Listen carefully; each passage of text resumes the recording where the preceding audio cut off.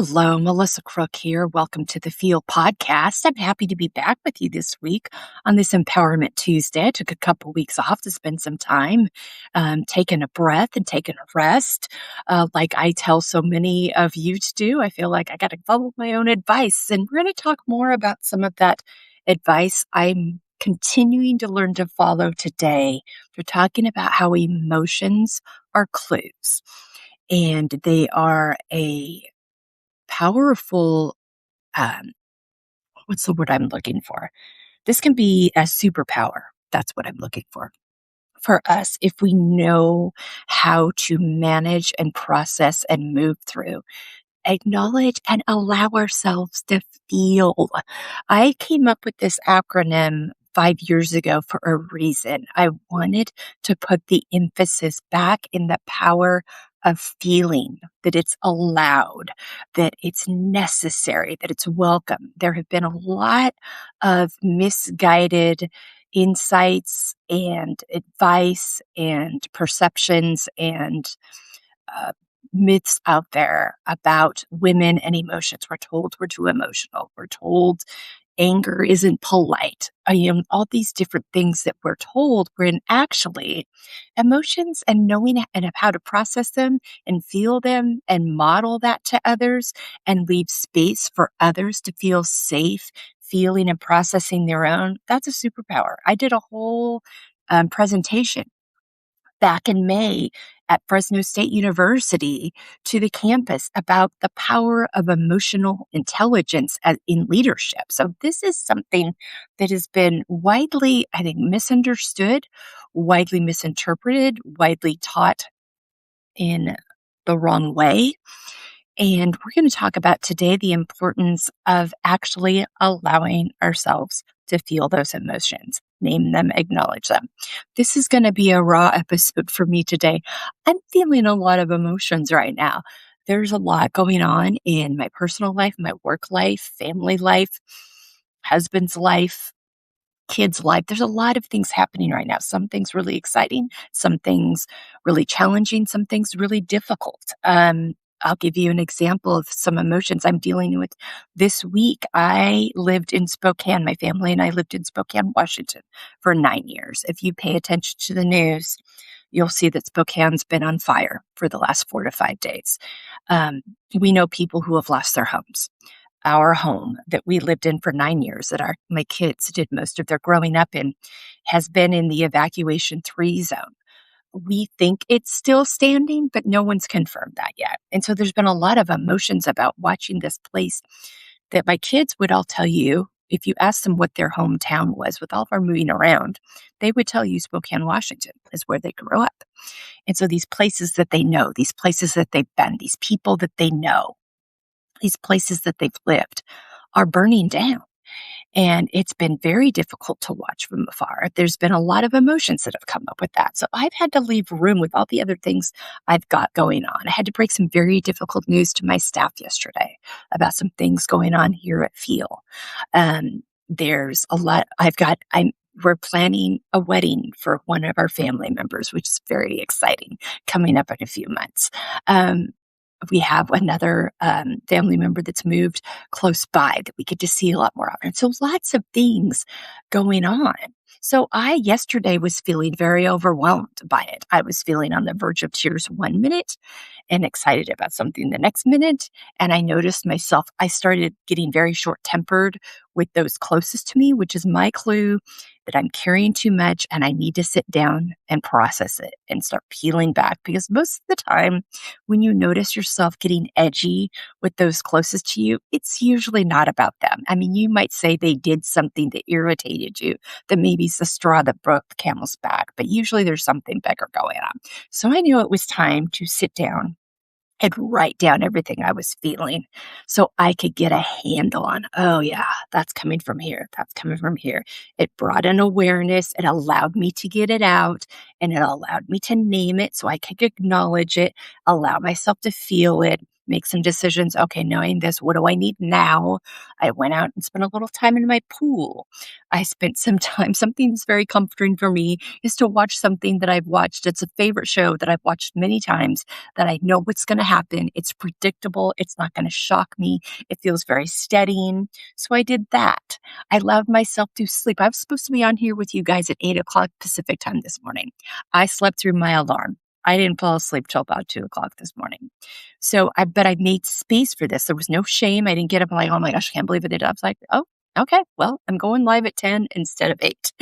And I needed to sleep and we're going to allow it. So I allowed myself, I didn't stuff it.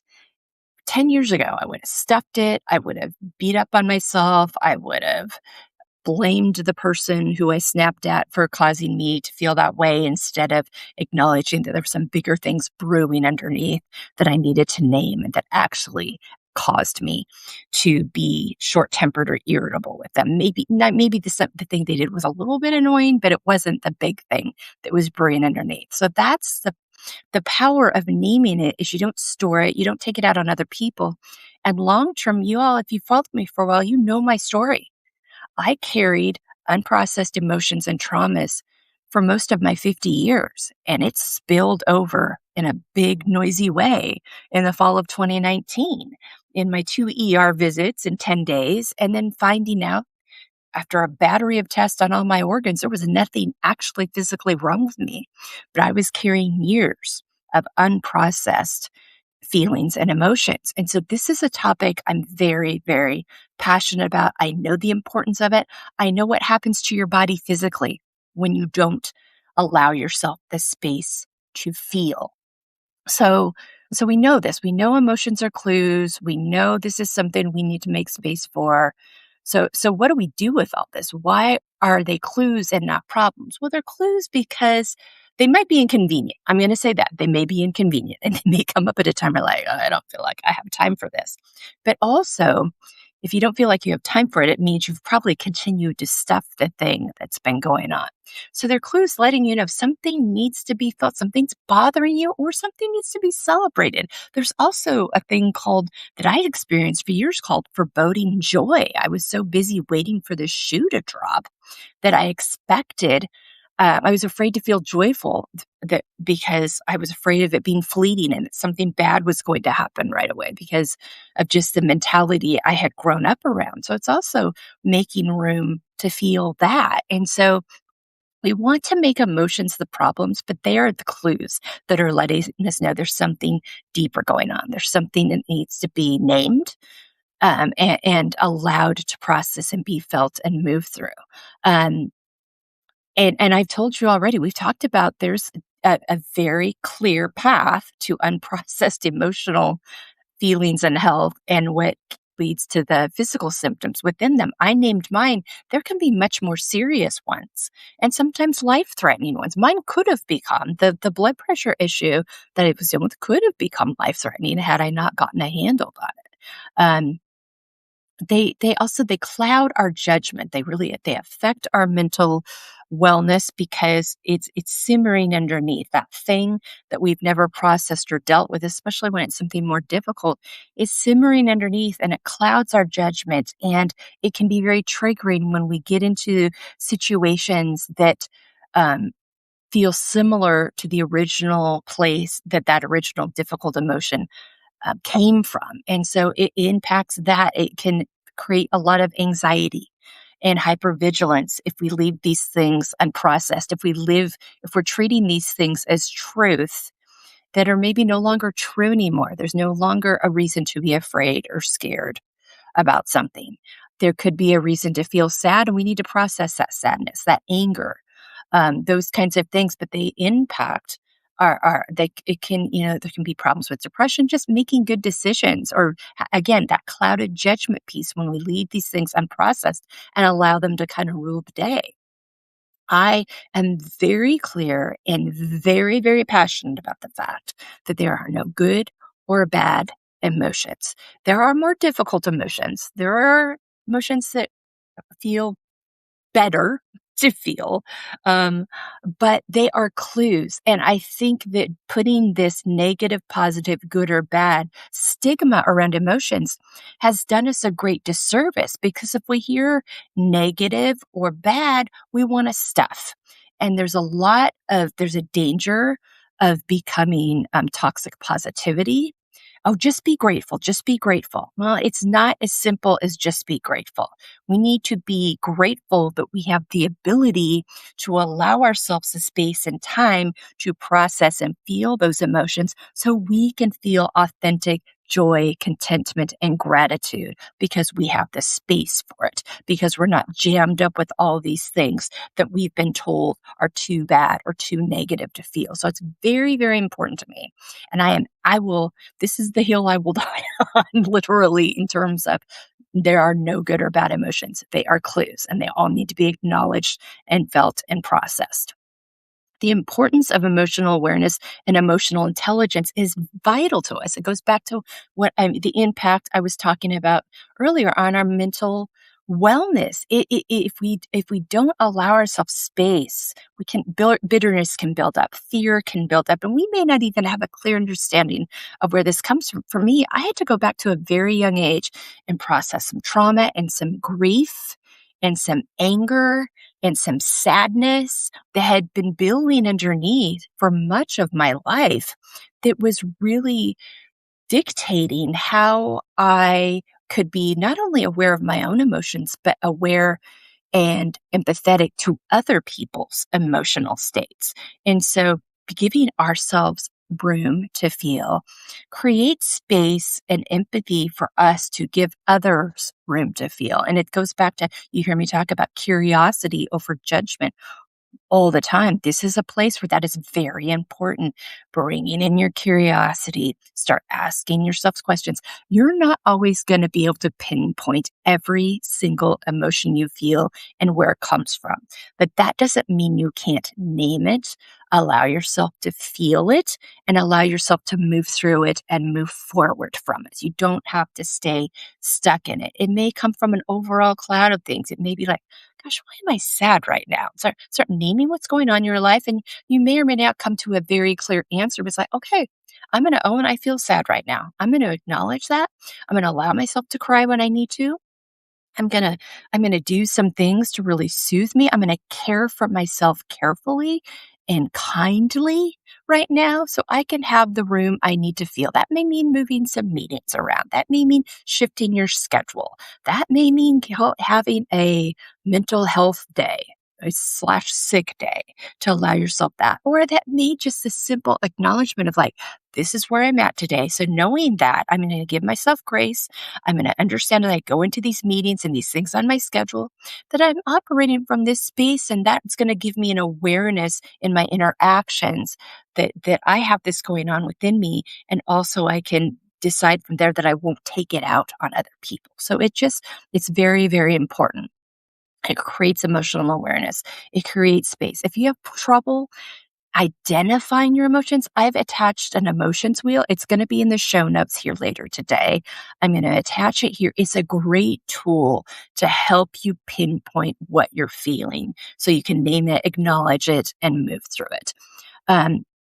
As women, because we've been told so many times that our emotions are not the superpower that I believe they are, that we don't trust our intuition and we don't advocate for ourselves because we're operating what other people have told us are okay and not okay to feel or express or name or acknowledge. And that's actually just the opposite. We have a fantastic intuition that we were given and when we were created to utilize, we were created with this ability to tap into ourselves and trust those feelings, trust those emotions, not let them run us, name them, identify where they're coming from, and then use that information as motivation to make the next shift, the change, the conversation that needs to be had, the way that we need to lead, the way that we need to listen, the way that we need to move forward, the space we need to allow ourselves for others, the questions, the curiosity we are asking when we see these things come up in people. So it's a very powerful And when you can show this kind of emotional intelligence in your homes, with your families, with your loved ones, this is something I so desperately wish I would have had a handle on when my kids were growing up. I would have been a better parent for it. But guess what? I can be a better parent now for it because I have it. So I can't fix what I didn't have, but I can do that now and approach it with kindness and curiosity and empathy and giving them room to feel whatever it is they need to feel and the space they need and honoring that. So I think as women, taking that back and say, no, I'm going to allow myself to feel that. There is space for that. Your discomfort about my emotions is not my issue. That's your issue to deal with about how you feel about emotions. That's work you need to do with yourself so you can get comfortable and embrace and acknowledge and feel and name these things. But I won't allow your discomfort with my emotions to get in the way of me feeling and acknowledging and naming and leading from an emotional, aware, and intelligent place. Um, and in trusting that intuition, that nudge that I'm getting, that insight that this superpower has given me. And so, what are some practical ways? There's a lot, it depends on the depth of the emotion. It depends on, sometimes it's a simple naming it. For yesterday, for me, I didn't need to go do a bunch of extra work. I simply needed to name it, to give it room to, okay, I've put it all out there. No wonder I'm feeling on the verge of tears 1 minute and this other calm way the next. There's no wonder this is all happening. There's a lot jumbling on inside of me. And given all these different things I have going on, this all makes sense. This gives me a sense of where I'm at. It's gotten it out of my head. I felt lighter just by naming it, acknowledging it.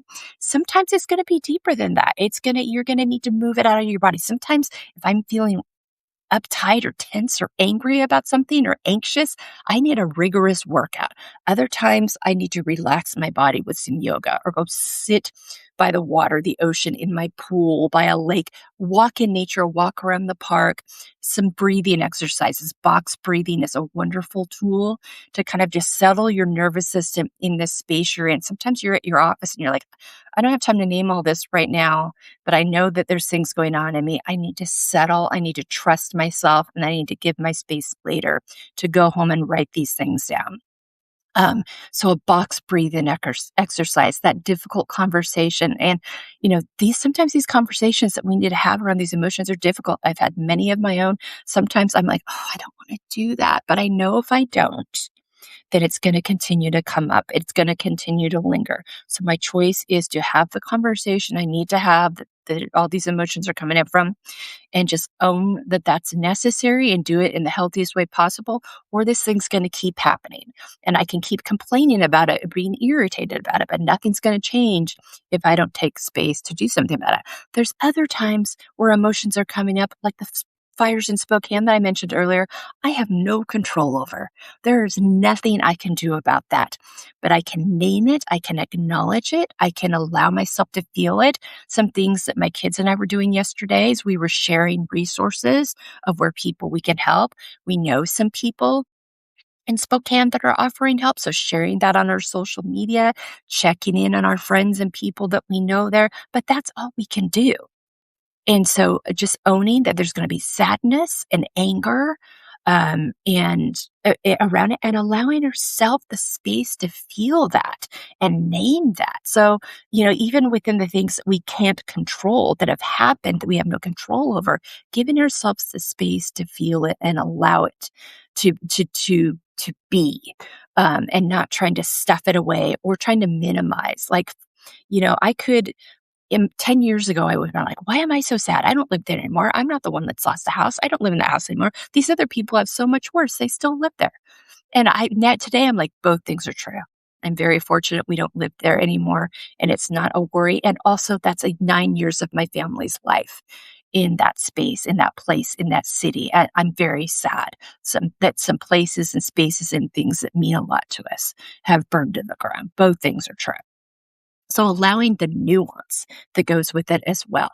But naming is powerful. You can't process what you're unwilling to name. So something, as I was learning this when starting 6 years ago, when I really started learning this practice, every morning in my journal, I would write down everything I was feeling so I could allow it space to breathe. So I could look at where I was in the day and meet myself where I was and determine, okay, which one of these things need to be dealt with? Which one of these things just need to be named and acknowledged so I know that it's existing within me and I can be aware of that? And which one of these needs a little more attention? Which one of these needs to like tap back into is like, okay, this driving emotion, where's it coming from? Is it rooted in something from 20 years ago, 30? Or is it rooted in something now? And do I need to speak truth to it? Is this like, if there's a fear thing coming on, something's triggered some kind of fear, where's the root of that? Is that actually true now? Is there something for me to actually be fearful of? Or is that something that I was triggered that I need to go back to that person that I was 30 years ago and let her know I'm okay? And I've got it handled and I don't need to fear that anymore. So there's a lot of layers to this. It's embracing layers network, but giving your space and room to name it. Sometimes you may need something a little deeper. We have amazing resources here that I offer, whether it's one-on-one empowerment sessions, whether it's our online course, whether it's our book, that I can walk you through this with you and help you create space to acknowledge those emotions and name those emotions, have some practical steps, feel safe doing it. You may need a next step after that, you may find. I've needed this framework along with therapy.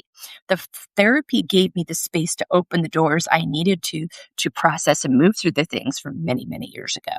The framework gives me the questions I need to ask myself regularly to make sure I stay on track and make space for myself to continually allow myself to acknowledge and feel and move through the things that come up for me day to day. So it can be a both and. But when you're able to do this, when you're able to embrace these feelings and you see that you've got the ability to move through these things, acknowledge these things, name these things, you learn to trust yourself. You learn to trust the intuition and the nudge that something's going on. It creates confidence in you. It creates empathy in you. It creates curiosity in you. And it allows you to live from an authentic place of who you are, living currently, presently, and moving through these things and not allowing them to build up on you. It allows you to be your authentic self and tells you that it's okay to do that. Like I said, sometimes you got to create space and time. If you're in the middle of a workday and something's going on, you may need that temporary, I'm going to walk around the block for 15 minutes and take a breath. I'm going to do these breathing exercises at my desk. I'm going to shut down my phone and my computer for 15 minutes and just give myself some quiet. And then I'm going to revisit this tomorrow night, this weekend, whatever it is. If you do put it on pause, make sure you come back to it. Write that down in your calendar if you need to make sure you come back to it. But it allows you to live from an authentic space. So ways to engage with this. Start thinking about your emotions as clues. No positive, no negative. Don't categorize them as good or bad. Allow yourself to feel it. Acknowledge it, name it. Don't push it away or try to ignore what your mind and your body are telling you. You are receiving these messages for a reason. They're there to help you. Again, that clue thing. It's so powerful, so important. I hope you found this supportive. If you need additional help, reach out to me. Go to embracinglayers.com, go to that contact form. Let's have a conversation. We've got some resources again that'll be in the show notes to help you with this. But take good care of yourselves and use this as a reminder, permission to feel and process your emotions. Take good care, and we'll see you here next time on the Feel Podcast.